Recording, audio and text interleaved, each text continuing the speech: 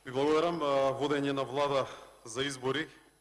техничка влада за избори, неблагодарна работа, не може што и да направите, никогаш нема да видат сите задоволни. Предпоставам дека во секоја постапка би требало да се водите од она што е најцелисходно.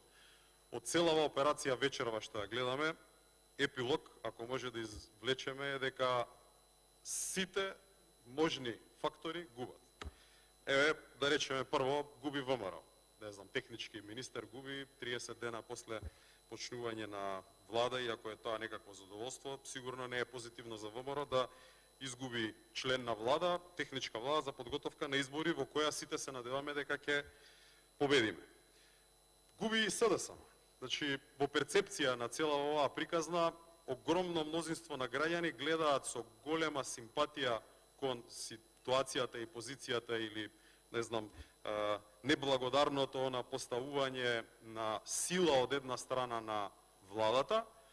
и министерката Мизрахи, која во оваа ситуација би рекол е во многу понеповолна позиција. Значи, не мислам дека е тоа добро нити за Социјалдемократскиот сојуз, нити за владачката коалиција, ако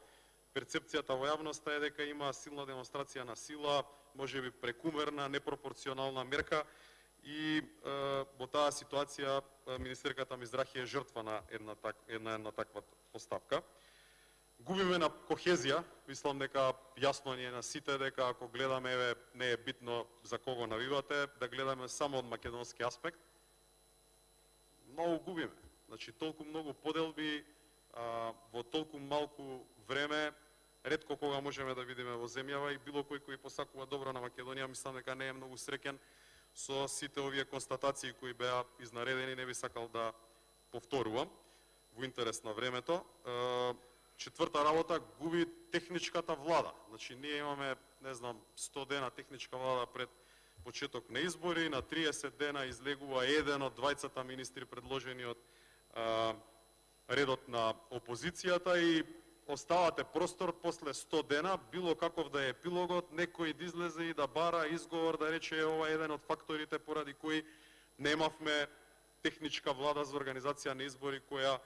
требаше да биде достојна на задачата и остава некој вкус на горчина.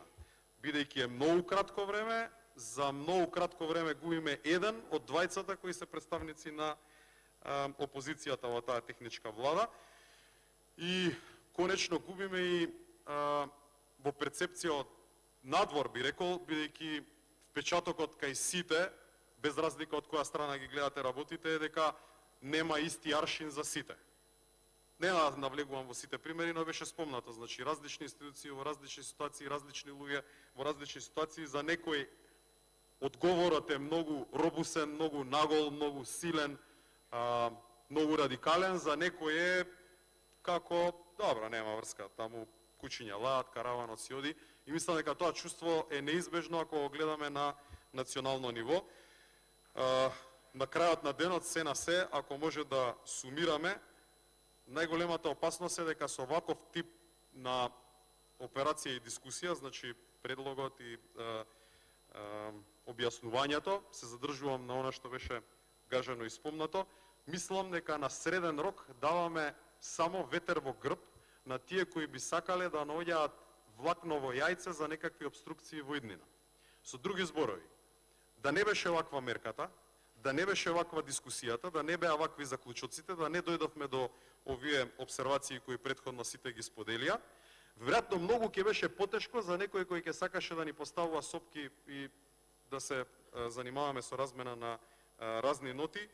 да го аргументира тоа. Бидејќи ние самите ја креваме топката до небо, многу полесно оставаме простор за некој недобро намерен, би рекол, кој би сакал и во иднина да користи различни изговори, бидејќи ништо не е константно, ви зборувам во следни X години,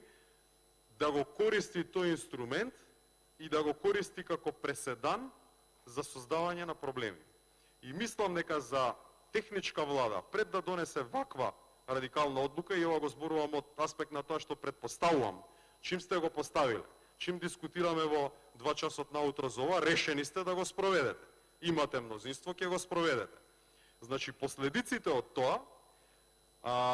на среден рок, не можам од денешен аспект да видам дека ќе бидат сјајни, Не знам дали сте ги употребиле сите